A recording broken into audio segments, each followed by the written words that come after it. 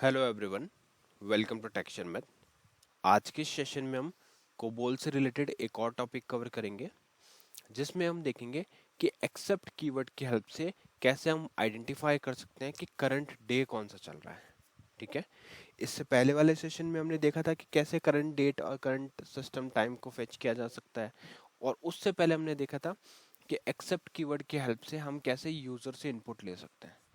तो ये interview question है, बहुत से टाइम लोगों को पता नहीं होता कि एक्सेप्ट के मल्टीपल यूज केस हैं, है ना। नॉर्मली यही समझ आ जाता है कि एक्सेप्ट से सिर्फ हम इनपुट ही रिसीव कर सकते हैं यूजर से, बट ऐसा नहीं है, उसके और भी यूज केस होते हैं। जैसे अभी हमने लास्ट सेशन में देखा कि कैसे एक्सेप्ट कीवर्ड की हेल्प से हमने सिस्टम डेट और सिस्टम टाइम को फेच किया। ठीक है, तो उसी की तरह यहाँ पे भी वही चीज हम देख रहे हैं कि अगर आपको करंट डे डे आइडेंटिफाई करना है तो वो कैसे किया जाएगा। ठीक है, तो प्रोग्राम स्टार्ट करते हैं। यहाँ पे भी हम सेम प्रोसेस फॉलो करेंगे। सबसे पहले तो मैंने जो कोड लिखा हुआ है मैं आपको वो कोड एकदम स्टेप बाय स्टेप अपन समझेंगे, वॉक थ्रू करेंगे उसको, और उसका मीनिंग देखेंगे कैसे सिंटेक्स वगैरह क्या है, क्या पॉसिबल वैल्यूज हो सकती है उसके लिए। ये सब समझने के बाद में आउटपुट देखेंगे।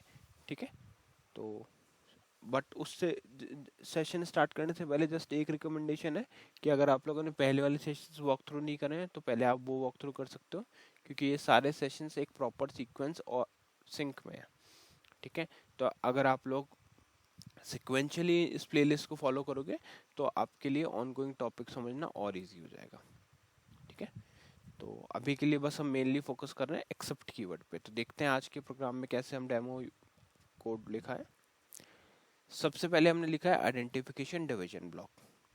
आइडेंटिफिकेशन डिवीजन ब्लॉक ऑलरेडी काफ़ी बार डिस्कस हो चुका है, तो जस्ट मैं शॉर्ट में बता रहा हूँ कि यहाँ पे हमने दो वैल्यूज़ यहाँ पे रखी हुई है आइडेंटिफिकेशन डिवीजन ब्लॉक में। एक है प्रोग्राम आईडी जो डिनोट कर रहा है प्रोग्राम के नेम को, टेस्ट पीजीएम 1, और एक है ऑथर जो डिनोट कर रहा है ऑथर के नेम को। ठीक है, टेक्शन में। तो ये दो वैल्यूज़ हमारे पास आ गई। ठीक है, ये क्या करती है, प्रोग्राम के आइडेंटिटी रिलेटेड वैल्यूज़ है। तो जो भी प्रोग्राम की आइडेंटिटी रिलेटेड वैल्यूज होती हैं वो कहाँ पे स्टोर होती है, वो स्टोर होती है हमारे आइडेंटिफिकेशन डिवीजन पे।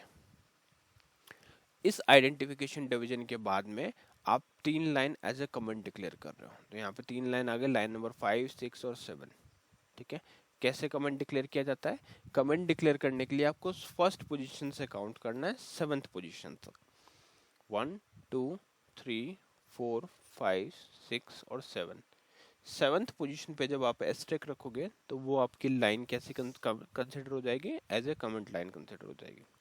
ठीक है, तो इस कमेंट लाइन के बाद में आप जो भी लिख रहे हो ये सब कमेंट है। इन केस अगर आपका कमेंट वाइट कलर में शो नहीं हो रहा है तो कोई प्रॉब्लम नहीं है, इसमें कंफ्यूज होने की ज़रूरत नहीं है।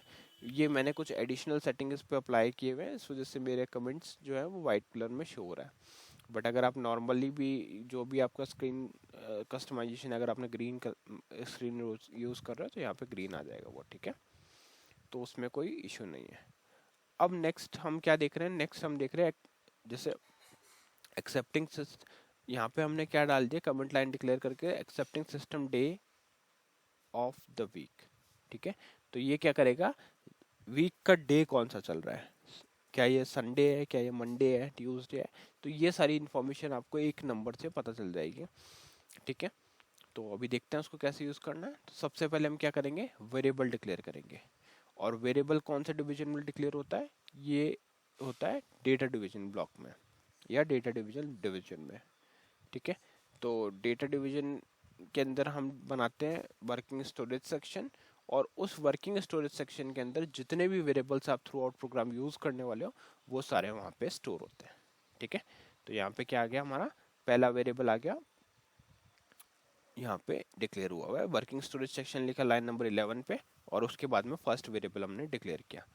तो वेरिएबल डिक्लेयर करने के प्रोसेस सेम है। सबसे पहले लेवल नंबर स्पेसिफाई होगा, तो यहाँ पे लेवल नंबर 01 है। 01 क्या डिनोट करता है, हायर डेटा हायरार्की। फिर हम मेंशन करते हैं system name, sorry data name या फिर वेरिएबल नेम। ठीक है, क्या होता है डेटा नेम और वेरिएबल नेम, जब भी आप इस वेरिएबल को रेफर करोगे बाद में तो वो वेरिएबल किस नेम से रेफर होगा, इसी नेम से, या तो है ना, नेम बोल सकते हो या वेरिएबल बोल सकते हो, कि इसी वेरिएबल को एक्सेस करने के लिए आप या तो डेटा नेम का यूज करोगे या वेरिएबल नेम, जो एक ही चीज़ है ना। तो ये हो गया सिस्टम डे, इसका नेम हमने दिया सिस्टम डे। तो जब भी मुझे इस वैल्यू को एक्सेस करना है तो मैं, या डिस्प्ले करवाना है, तो मैं इसी को यूज़ करूँगा। फिर हमारे पास आता है PIC जो डिनोट करता है पिक्चर क्लॉज को, और 9 of 1 डिनोट कर रहा है न्यूमेरिक 1 डिजिट। ठीक है, तो जो डे की वैल्यू होगी वो न्यूमेरिक वैल्यू होगी और वो सिर्फ 1 डिजिट की ही वैल्यू होगी। और उसी से आपको पता चल जाएगा कि टोटल 7 वीक डेज होते हैं, उनमें से कौन सा करंट वीक डेज चल रहा है ये अपने को आइडेंटिफाई हो जाएगा। ठीक है, वेरिएबल डिक्लेयर करने के बाद में हमने प्रोसीजर डिवीजन स्टार्ट किया, तो ये आ गया हमारा प्रोसीजर डिवीजन। इस प्रोसीजर डिवीजन के अंदर हमने एक्सेप्ट कीवर्ड यूज किया हुआ है। ठीक है, क्योंकि प्रोसीजर डिवीजन में ही आप मेन लॉजिक लिखते हो प्रोग्राम का, तो यहाँ पे हमने क्या लिखा हुआ है, accept system day from day. तो यहाँ पे जो सिस्टम डे है वो अपना वेरिएबल का नेम है जो भी हमने डिक्लेयर किया था, और फ्रॉम के बाद में जो डे लिखा है वो कीवर्ड है। ठीक है, तो इस कीवर्ड से वैल्यू आ रही है किसमें एक्सेप्ट होगी, सिस्टम डे। तो कई बार ये भी इंटरव्यू में पूछा जाता है कि एक्सेप्ट के बाद वाली जो वैल्यू है वो क्या सिस्टम वैल्यू है या हमारा प्री डिफाइंड वेरिएबल है। तो वो प्री डिफाइंड वेरिएबल होता है और सिस्टम वैल्यू होती है फ्रॉम के बाद में। तो ठीक है, एक्सेप्ट के जस्ट बाद में लिखा होता है कि कहाँ पे एक्सेप्ट करना है वो वेरिएबल का नेम। ठीक है, तो except system day from day, तो यहाँ पे क्या आएगा, किससे आएगा, डे से आएगा, किस में आएगा, सिस्टम डे में आएगा। ठीक है, तो लाइन नंबर 16 सिंपली क्या कर रही है, लाइन नंबर 16 फैच कर रही है डे को सिस्टम डे वेरिएबल में, और फिर उस सिस्टम डे वेरिएबल को हम प्रिंट करा रहे हैं डिस्प्ले कमांड की हेल्प से। तो आपको सिंपली लिखना है डिस्प्ले, और हार्ड कोडेड टेक्स्ट आ जाएगा सिस्टम डे, और वेरिएबल आ जाएगा सिस्टम डे। ठीक है, तो इनसाइड कोट्स जो लिखा हुआ है वो नॉर्मल टेक्स्ट है, और आउटसाइड कोट लिखा है वो एक्चुअल वैल्यू होल्ड कर रहा है, वो वेरिएबल है। तो line number 18 simple system day को प्रिंट कर देगा, और फिर हम यूज करें स्टॉप रन। स्टॉप रन क्या करता है, प्रोग्राम को टर्मिनेट करता है। तो यहाँ पे आके प्रोग्राम का फ्लो जो है वो टर्मिनेट हो जाएगा और सिंपली वो बाहर आ जाएगा। तो अभी करते हैं इसको कंपाइल, देखते हैं आउटपुट क्या आ रहा है। कंपाइल करने के बाद में सिंपली आपको यहाँ पे 14 ऑप्शन लेना है। सॉरी, अभी फाइल से हमने कंपाइल नहीं किया, फाइल से हमने एग्जिट किया, सेव और एग्जिट। कंपाइल करने के लिए 14 ऑप्शन लेना है, एंटर करना है, और यहाँ पे ये पूछता है डिलीट एग्जिस्टिंग ऑब्जेक्ट।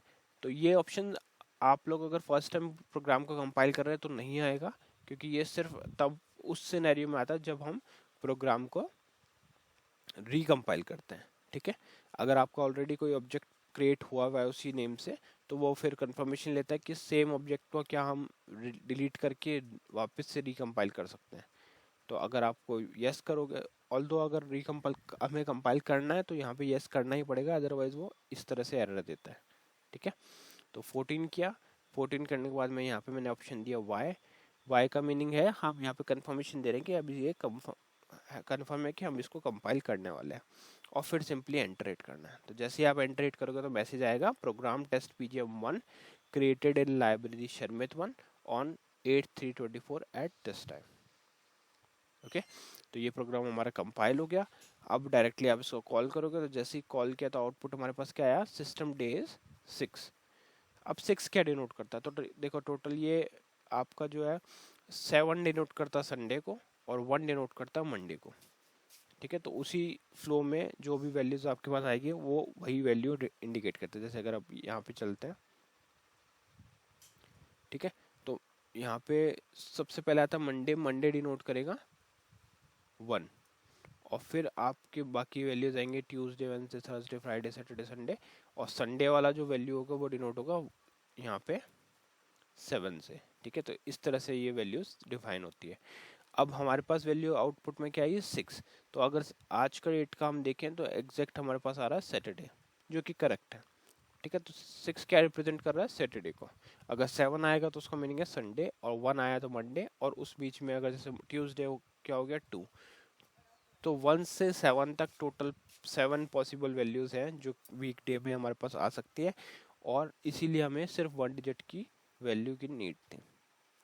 ठीक है, और जो भी वैल्यू आएगी उस अकॉर्डिंग फिर आप अपना वेरिएबल, या तो आप अगर कोई लॉजिक डिफाइन कर रहे हो उसके बेसिस पे डिसाइड कर रहे हो तो वो मेंशन कर सकते हो। अदरवाइज जैसे अगर 6 आया तो 6 के बाद में अगर आप किसी फाइल में डे को सेव करने वाले हो तो 6 इक्वल्स टू आपका हो जाएगा सैटरडे, तो आप एक्चुअल वैल्यू क्या स्टोर कर सकते हो, सैटरडे। तो सेलेक्ट बैन लगा के भी कई लोग इसको यूज़ करते हैं कि जो भी डे है उस अकॉर्डिंग वैल्यू फाइल में सेव हो जाए। ठीक है, तो आई होप आज का सेशन क्लियर हुआ होगा। नेक्स्ट सेशन में बाकी टॉपिक डिस्कस करेंगे। So thank you for watching tech share में।